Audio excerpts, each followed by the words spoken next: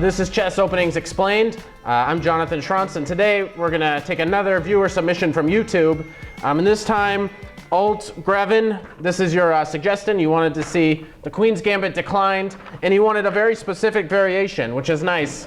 I like to go really deep into one particular variation, so don't feel afraid to say, I want to see this variation, these exact moves. And so he gave me 11 moves, and that's what we're going to go over today. But before we look at where the pieces are going to go in this opening, it's important to always look at the pawn structure. So we're going to jump over to the board now, and we're going to take a look at a very famous pawn structure that we'll see in this variation. Does anyone know the name of this pawn structure? You must. Carlsbad. Yeah, the Carlsbad pawn structure. And it can come from a variety of different openings. So today it's going to come from the Queen's Gambit declined, which is probably the variation that it comes from the most. It can also come from a Nimzo, the Karl Khan, it happens a lot. Even the Grunfeld, it occasionally happens. So it's one of those things where understanding the pawn structure is going to help you understand why people are putting their pieces where they are and how they're coming up with middle game plans.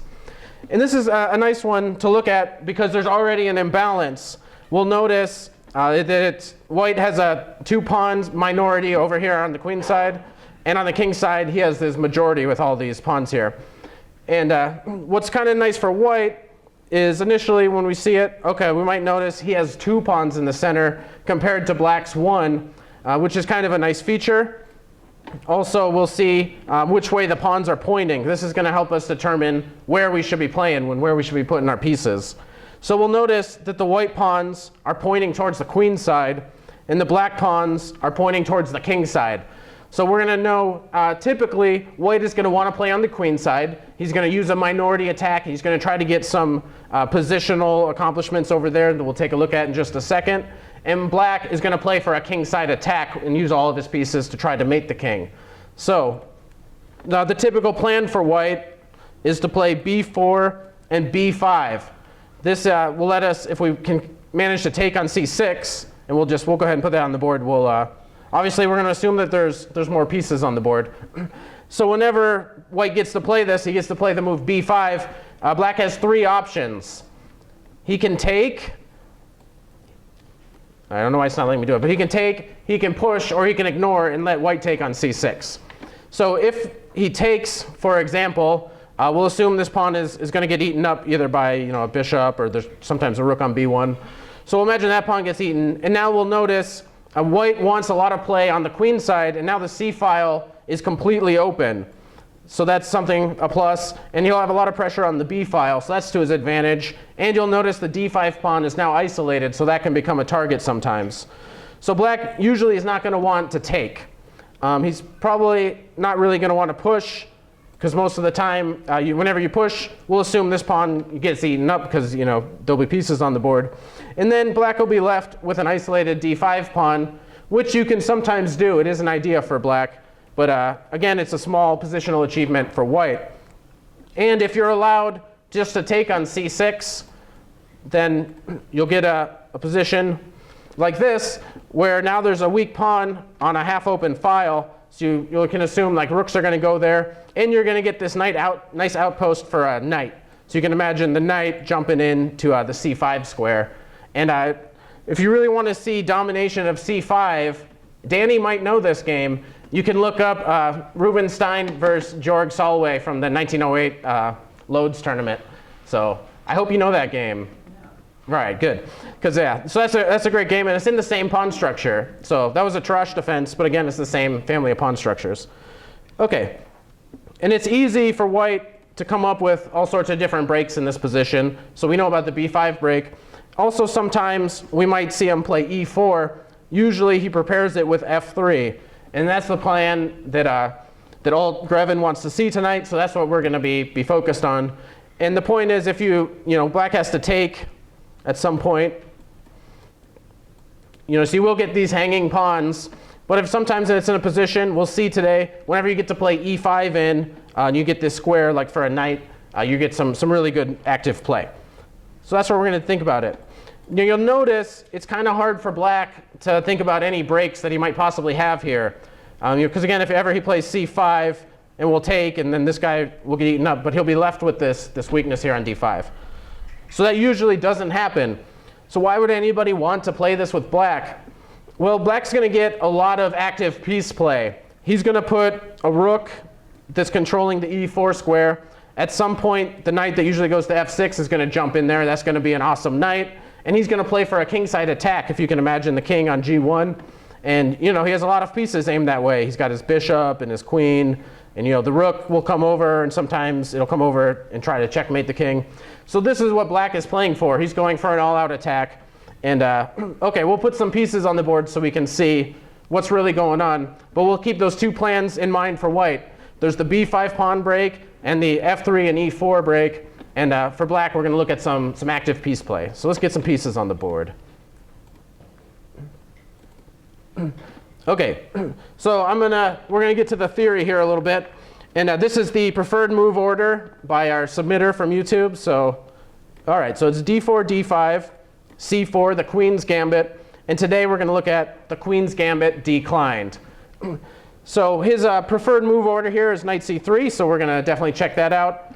You'll notice the plan that white wants to set up when he wants to play the lines with f3 and e4. It's usually going to involve this knight not heading to the natural square, but to e2. So you might wonder, if you want to play the exchange variation, why not just take right away? Well, if we do something like this, it'll likely transpose to what we're going to look at tonight. But black also has a really cunning move. If he knows that his opponent wants to put his bishop on g5, he can play the move c6. And now white is kind of stuck. He needs to come up with some reasonable move. And it's almost to the point where, OK, really I just got to think about making some natural move so I can play e3 and get my bishop out.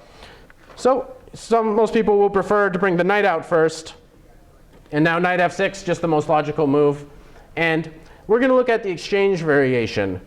Usually when somebody says we're going to look at exchange variation, you think of something very boring and tedious. Usually it's not a lot of fun to look at.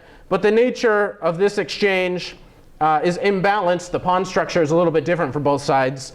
And in general, it just scores the best for white. So this exchange variation is actually one of the best ways that white can try to play for an advantage in this position. Now you might wonder what happens if we take with the knight. And there's a famous game between Polugaevsky and Tal from a USSR Championship in 1969 where this was played. And it's thought to be inferior. We'll just breeze through this one game so you can get an idea in case this happens to you over the board. White will get a really big center.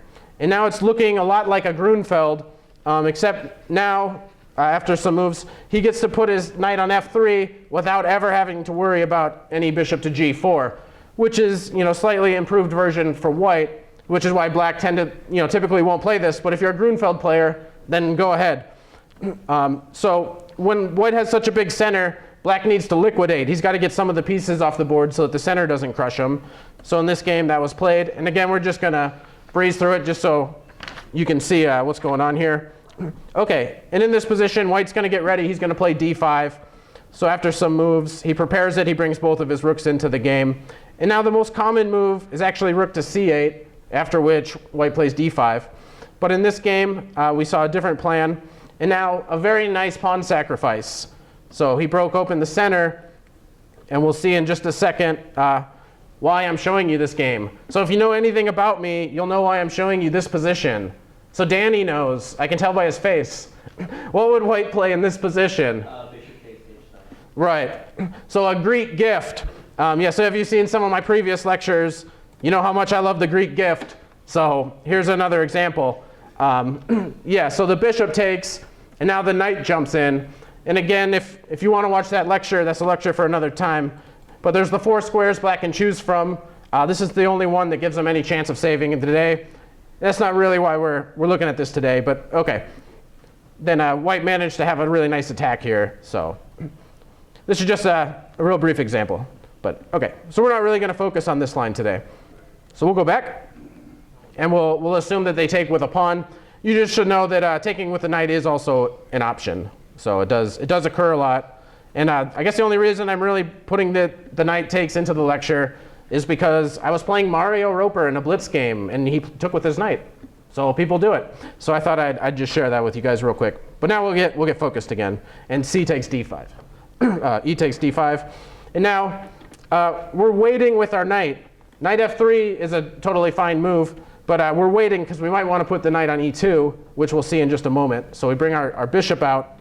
And now this is there's one of two moves. There's this, and there's also bishop E7. Greven, he mentioned that okay, they might be able to play this line, and it's such a natural move. So I thought I'd show you just one possible tactical continuation, just because it's really cool here, if they play this line. And then we'll go back and we'll look at the move C6 in this position. Okay, so after some normal developing moves, we're going to notice we're going to put our knight on E2. The reason is we're going to play F3 and E4 and break in the center. So after a few normal moves, if black continues without playing the move C6, we'll notice that there's a really cool tactical move, and that's B4. So the first question is, what happens if this bishop takes the pawn? What's going on here? Who's the master tactician in the room?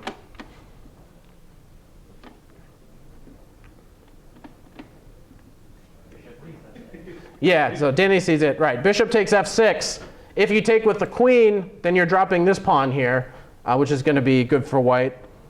And so, okay, if they take this way to keep their pawn protected, there's even more coming. So what else? What are we going to do in this position? Knight takes D5. Awesome. So Danny's on fire tonight. Knight takes D5. Right. So what's going on here? What have we fallen into? Have we given up a piece? All right. And then the last move that you would need to see? Yeah. Awesome. All right. Queen A4, a double attack. So you get your piece back. You ruined black's pawn structure, and you won a pawn. So a nice tactical way. And these sorts of things happen not just in this position, but often white is trying to play B4 tactically based on the fact that there'll be some tricks when the bishop moves away. And you'll notice if there was a pawn on C6, there would never be this queen A4 attacking a rook business. So, okay. So C6 is just a nice move for black to play. All right. And now he likes to play the move order queen to C2, which is a very good move order. The point is you're preventing the bishop from going to F5. So black really wants this bishop to come out here. So we can imagine if instead we play E3, now black can go ahead and put this bishop here. And this is another line that so you can prevent it with queen C2, or you can allow it if you like this variation. The queen will come out to F3, and when the bishop moves back, we'll be able to double the pawns.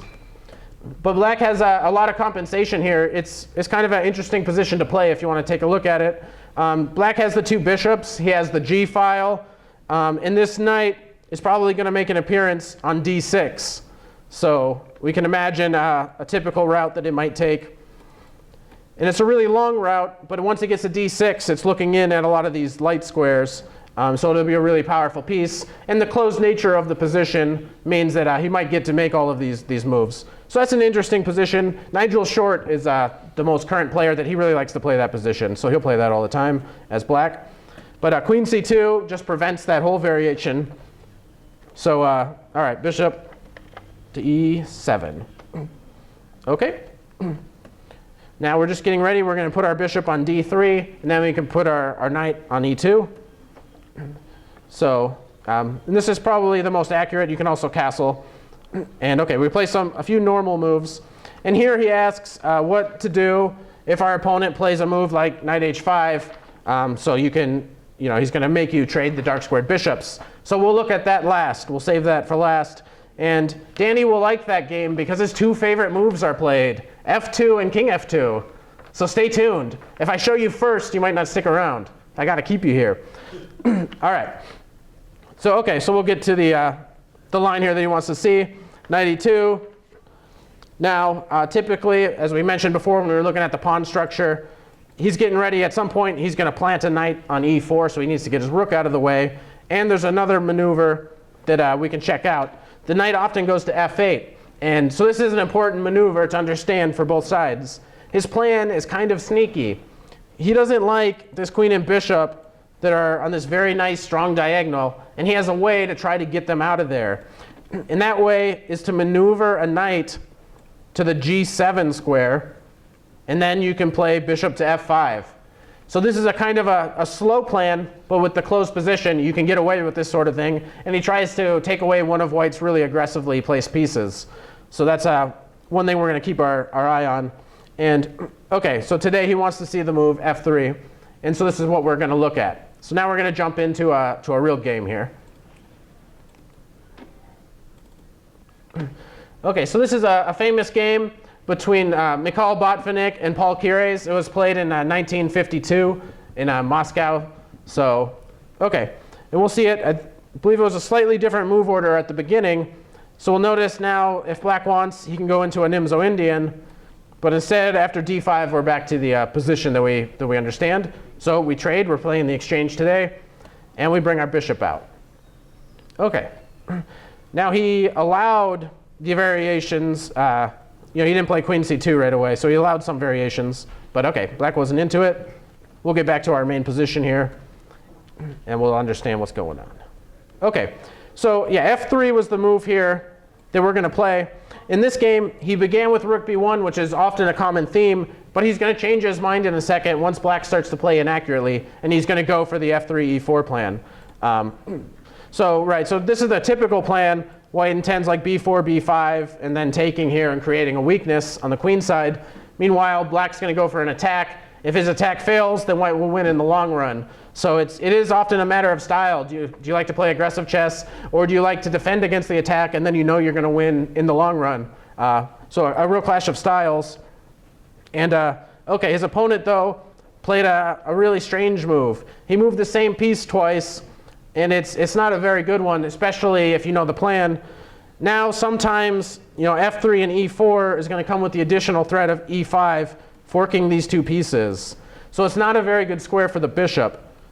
Other than that, the only reason you would put it there is because you have one cheapo. So he's hoping he gets away with it. If white continues with just b4, what's black's little trick? Right.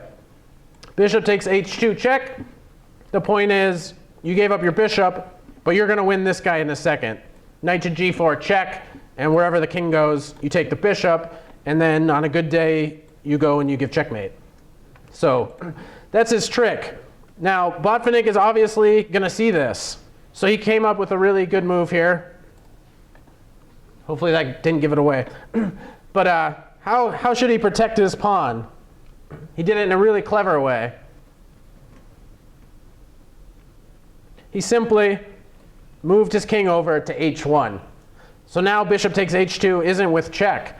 If you do the same thing, hoping that I take it, and then you get to get the same position, I'll instead insert this Zwischenzug first, and then when you take back, I'll win a piece. So, all right, so a very clever move. He just moves his king to the side. And h1 is a nice square for the king once you start moving your f-pawn. So he'll be happy.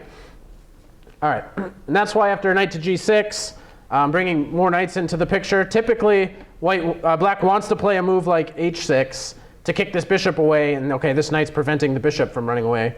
But it won't work in this position. So white didn't go for b4. He instead went for play in the center, knowing that, OK, we're coming now with a big threat, because if we get e5 on the board, we're gonna pin some pieces, or fork some pieces. OK. So yeah, he felt compelled to put his bishop back. You might want to play a move like h6. This was probably kind of his intention. But now there's some problems, because sometimes you're going to lose a pawn. There's going to be some tricks here.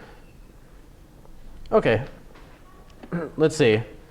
So we can think about just taking. If we just take, which is probably fine, and then we push e4, and we're coming with this really big threat here. That looks pretty bad for black.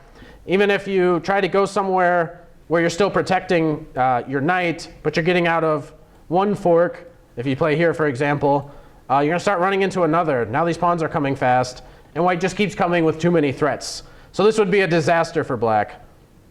You'd also have to contend with a sacrifice like this. The point is, we're getting at your king. So you'll see we're going to sacrifice a piece. We're going to get at least 3 pawns. And OK, this is probably not the best way for white to play, but it's something black would have to consider. he'll bring his bishop back and he'll defend a little bit. But it's, a strong initiative for white. Here comes the knight, and, the knight's going to come harass you. So this is another sacrifice he has to be on the watch for. So he felt like he had to just put his bishop back on e7, admitting that he made a mistake. Okay, so he could now play e4. That's an okay move here. But he does something really nice, which grandmasters like to do. He prepared it for a long time. He made sure all of his pieces were ready. And then whenever he feels like it, he'll play e4. So he's not going to play b4, so he brings another rook to the center. Now these rooks are really well placed. And it's, okay, he's saying, black, you don't really have a good plan. Any typical checkmating attack patterns that you might have, they're not going to work now because you're not getting your knight here. So, okay, again, h6 has like some typical problems. It's worth a try, though. There is some tricks. The point is, if you just go try to win this pawn is hanging. So there are some tricks here, you might want to take and then, protect your pawn. So h6 actually is possible to play here.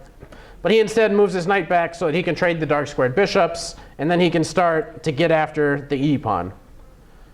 And now, which typically happens in these variations, whenever there's a capture on e7, is black has the option of which way he wants to capture. And they're both actually quite normal. Often they actually take with the rook. You might be thinking you would take with the queen, get some more pressure on e3. But very often, black's going to hope he's going to double. Maybe the queen is actually going to be better on c7. So in this position, he took with his rook. Also, the queen might scoot over and put more pressure. Okay, so he took with his rook. Now, there is a threat on this pawn. So he gets his knight out of the way. Now his knight is also supporting the e4 square. The only thing that might be a little tender if he plays this move immediately is the d pawn. So he'll take care of that in a second. All right, black gets his knight out of the way. Somehow he has to get these pieces out. So it isn't clear how he's going to do it yet. And now this queen defends the d pawn. But how? Queen to f2. So now if you play the move e4, you got your d pawn protected. Okay, so, all right, is this the moment? So a nice move too, knight f5. And now black had a tough problem. He doesn't really want to leave that knight there because it's a really strong knight. So he ended up taking it, which he also doesn't really want to give away his bishop. But if you go back, you just save your rook. White's going to play a move like g4, and that knight's going to stay there forever. Because if you ever take it, we'll take with the g pawn, and we'll get our rook on the g file. That'd be really dangerous. So he ended up taking it, which, so now e4 is coming next, and there's not a lot you can do about it. He tries to get some pressure. He's hoping that once the d pawn moves out of the way and captures, he'll be able to put another rook on the d file, and he'll get a lot of pressure on d4. But okay, it's a well-timed e4. It's always a big judgment of whether you want to do it or not. And black again has another hard choice.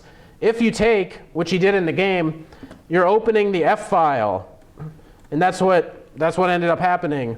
If you don't, then I'm playing e5, and I'm going to follow it up with f4, and eventually, these pawns are going to start rolling down the board. So a tough choice. He ended up taking it. And okay, this is sort of black's point. He gets a little bit of pressure going now on the d pawn. This is his only source of counterplay. But when white has these positions, normally whenever he can play the move e5, he's doing really good. Because when the knight moves, okay, then our knight gets to jump into e4, and it's going to be kind of a headache for the second player here. So when the knight jumps in, our knight gets to go to e4. Okay. Now black, it's not really easy to suggest a lot that you can do if you're black here. So the knight gets to go to d6. That's where he was headed. Now here again, the knight has pressure on f7. We just need to move the bishop out of the way, and then, okay, black, you're going to have to keep defending f7. So he defends it again. He brings the queen back. And now, a nice move. Just bishop e4 with a lot of threats. He might bring the knight back to f5, where it'll look at some squares that might help in a mating attack. It's out of the f file, so these pieces are also attacking on f7. And if I ever want to, I can take the knight on d5 and get rid of this hold that I have, because you'll take back. And then there'll be a pawn here, and my d pawn won't be as weak as it could be. Okay, So black tries to defend. And now another nice attacking move. You can attack the h-pawn. So he makes some serious threats here, forcing black to weaken his king side. So now it's white that's thinking about checkmate here. So he decides to eliminate the knight. And now his plan is to get a rook up and over. It might go to f3 with more pressure here. It might go to h3. But he does something really nice. Before he begins to move his knight up the board, he attacks the queen and forces her to a more passive position. If you just go for it right away, sometimes the queen is going to be able to come down and cause some problems and give it a little bit of counterplay on the queen side. So he prevents all of that, kicks the queen over to d6, not a very good square, and now he can begin maneuvering his rook. So the rook is probably going to f3. Sometimes it might go to h3. We're gonna find out. So let's see. All right, so I spoiled a good move. But knight to f5 is a really strong tactical move. The point is, if you take, where is the checkmate? Rook g3. Rook g3. Okay, so I'll block. Yeah, keep going. Queen f6, excellent. And now mate is unstoppable. So whatever you do, I'm taking on g7 next, and it's checkmate. Okay. So there's no taking. All right, so he moves his rook over. Now sometimes his king, if he needs to escape, he has the f8 square. So after the check, he moves over, and we start to get all of our pieces right by the king. At some point, this guy's coming over. At the moment, we have the threat of checkmate. So black had to stop it. The only way is to use the knight to defend. And so now here it is. White has all of his pieces attacking f7, and it's more than black can possibly defend. So his game is about to collapse here. All right, so he continues to make a little bit more escape squares. And now's the time to take on f7. And now we're threatening lots of discoveries, and it's just not easy to play black. So he attacks the queen, so the queen will just move away. There's still so many threats all over the place. And okay, so now he blocks the f-file, but not for very long. The last move of the game was played here. Just a simple tactic here. Who can find what white played? g4. g4, attacking a pinned piece. So the knight can't move, because then the king is here. So black had enough. He's losing material. His position's still terrible, and he's just going to get attacked. And there's no hope. So he gave up. Okay, so now we'll jump to another game, which is a specific variation. This is a more recent game. Anton Korobov versus Ernesto Inarkiev, and it was played earlier this year in the World Rapid Tournament.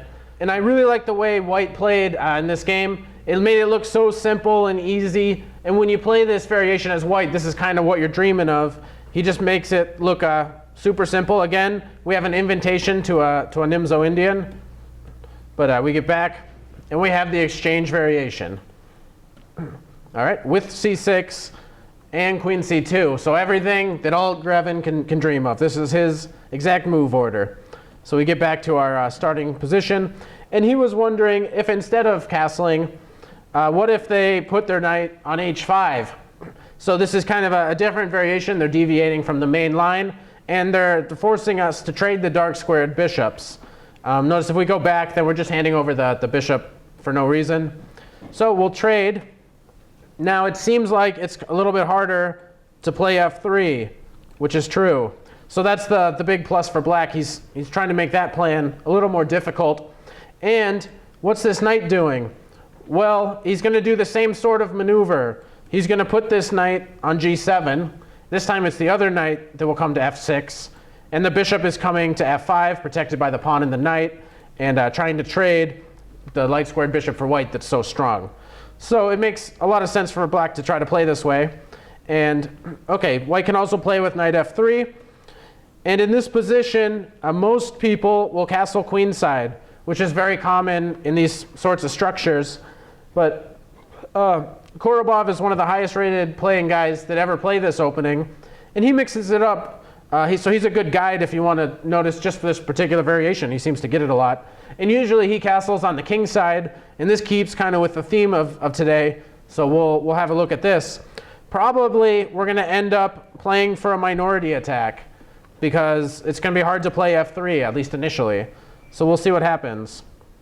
Black castles, rook b1. So we're going to play b4. So black's doing all of his normal moves. His next move is knight f6 and then bishop f5.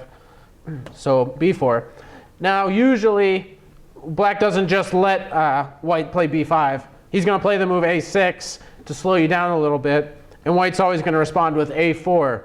So this is pretty typical. So now whenever b5 comes, if it does come, you'll be able to play a takes and then a takes, and you'll get that position where the rook is on the open a file. But in this game, black took his time to try to provoke white into playing the move a5, and white obliged. So you can play the move b5 here, but a5 is quite a strong move, and we'll try to understand why. Black forced the trade of dark squared bishops early, and now we're looking at these dark squares, and they're pretty weak and tender. So he's dreaming of a day when this knight can come to c5 and put a lot of pressure on the b pawn. And that's kind of what happens in the game. So knight a4, and now before he puts the knight on c5, there's one more defender of the dark squares that he should try to eliminate. So he played the move queen c5, trying to trade queens, and then he'll be able to put his knight on c5. So black could follow my rule and always play queen d8. That's a perfectly fine move, just avoiding the trade. Instead, he allowed the trade. White didn't mind. And so at some point, that knight is going to go to c5. OK. But for the moment, he thinks, well, maybe I can revert back to this plan, because that's where all of your pawn breaks are going to be in this position. So he gets his knight out of the way. The knight goes to g3, where it supports the move e4. He's going to bring a rook in, and he's going to try to play for the move e4. All right, h5. So if white waits and this knight gets kicked around, if black's allowed to play this, he's going to be in trouble because the knight's going to have to block, the e pawn, making f3 impossible, or he's going to have to go to a silly square. So he puts his pawn on h4, and this is a really nice positional game here by white. You'll notice almost all of white's pawns are on dark squares, and he has a light squared bishop. So his bishop is really good. You'll notice black, all of his pawns are on light squares. So this guy is going to have a hard time finding a good job. And so, OK, so a nice move, h4, which is actually useful for the white player. OK, so he's trying to maneuver his knight to d6, a very common strategy that controls a lot of light squares. You can imagine the knight here. And OK, he protects his pawn. Now he's ready to play the move f3. So the knight comes to d6. And Danny's favorite move, f3. Yes. OK, so it's going to take some time before you can play the move e4. But how does black get his pieces out? He decided to go here. And now it's interesting. So white can decide if he wants to trade. The e pawn is attacked again, so he's probably going to trade something. And he decides to give up his bishop, which is fine. And now black takes. Now he's ready to get his rook into the game, put some pressure here. So let's see. Now he's OK. This guy, he's just hanging out. Now's the time for him to go into c5. OK? And now Danny's second favorite move. Or is this your first favorite move? It's your first favorite move. OK. Yeah. So Danny knows. But what did white play here? Notice this is attacked twice. King f2? Yeah. King f2. So Danny's impressed. As promised, f3, king f2. Just protecting the pawn. And OK, he's going to... What I like, too, is now he just comes up with a very simple way to improve his position, which is what you want to do here. There's not like you can do a ton, but what's a nice slow plan for white? Just how does he improve his pieces? Like particularly this guy. He's not necessarily the best here on f1. Open C. What's that? Put it on the C file. Put it on the c file? Or maybe not that one, but... Put a rook on the c file? Yeah, the problem is now this guy is undefended again. It's because I'm attacking it twice. So that might not work. So the plan is probably rook e2. And Right. Yeah, rook e2 was played. So now, okay, now he can put this rook somewhere else, probably on e1, because he's trying to play e4. So, right, so it's just a slow maneuver. And often when you get this position, you're wondering, like, what should I do? You should look for your worst piece and try to make it a good piece. Usually that's the answer. So rook e2 makes a lot of sense. Okay. And what does black do? I mean, there's not a whole lot he's going to do. He's just kind of holding. He's being patient and waiting. And meanwhile, white gets to improve. So now the quality of his rooks is a little better. And in just a second, he'll play e4 whenever he feels like it. Okay, so he improves his king a little bit. And now e4. So you'll notice when black takes, now this guy is potentially weak, but black's a long way from ever attacking it. So he takes back with the knight. And then see, so what should black do? Well, he didn't want to trade one of his knights. And now white played a really nice move, the best move here. And it's kind of funny. So the knight took on e4. We just want to make sure we keep the e file open. And now the knight jumps back to g3. Okay, so the king comes over. And now white is winning. So yeah, so he didn't actually have time to do this. And white, it just wins from this position. Who can see what white did here? It's tricky. White now kind of has the option of trading all of the pieces and going into an endgame. So whenever you have this option, like we can take the knight and then take the bishop and then trade all of the rooks, you want to make sure like what's going to happen in this endgame. And you want to make sure you calculate this, because if you're winning the king and pawn endgame, then you should just do this. It's the simplest way to win. So he did indeed take the knight going into this ending. Black took back with the pawn. If you take with the bishop, we can play a lot of moves. We can trade the rooks and then take on b7, or we can just take b7 first. Because if you take back, you're losing this rook. So you're at least going to lose a pawn here, but it's better than the alternative, which is letting white trade all of the pieces. So now again, white can just take everything. If you don't take back, you're down a piece. So you end up in this endgame. And white is winning. So, okay. What's the most important in an endgame like this is the activity of your king. White is, where's he going to try to make a passed pawn? Because what side of the board do you think he's going to create a passer here? Queen side. The queen side. So he gets his king. It's going to come up to f4. Maybe he'll munch on these pawns. Maybe he'll just play the move g4. And he's going to create a passer. Now, it's hard in this position to stop me from playing g4 and making a passer. If you decide you want to go back, it's funny. Now what does white play to force Zugswain?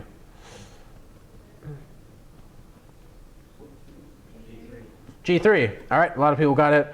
And now black is in Zugswain. He has to move again. He can't move any of his pawns, really. And if the king moves, then that was just a slower way of what happened in the game. Okay, so the king instead decides, I got to eat up these pawns, but now it's over because g4 forcing the trades here, and this guy is going to be too fast. So you can capture, and now the pawn. And white's clearly going to win this race. This guy has no chance because the king is right here. So he plays on for a few more moves, but okay, after he has the queen, it's just over. So the game actually ended right here. Okay, so hopefully that was gives you a good idea of what to do when you're playing in the Carlsbad pawn structure, and a little bit of how to plan the pieces and how you should play for both sides. Keep sending in your submissions. Maybe I'll pick your favorite opening next week. Put me on Facebook, put me on the internet, do all sorts of crazy stuff, and I'll see you guys next week.